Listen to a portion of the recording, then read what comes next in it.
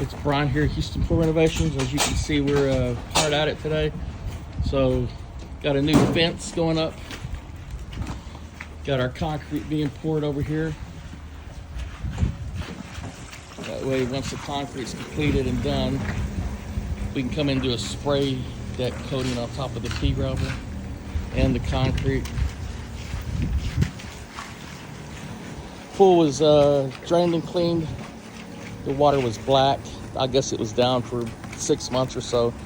So the pool was black water. You couldn't even see the bottom. So we drained it, cleaned it, bead blasted the tile clean. Today was the first day to get it back running, which, by the way, we put a new variable speed pump from Hayward on it. Really nice pump. Put some new cartridges in the filter as well. And now we're just finishing out concrete, getting things ready for the deck coating. We do have a bid in for landscaping here as well. Probably clean all this up,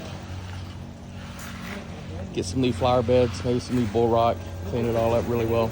So if you need some work done, give me a call. It's Brian, Houston Pool Renovations, 281-841-2708.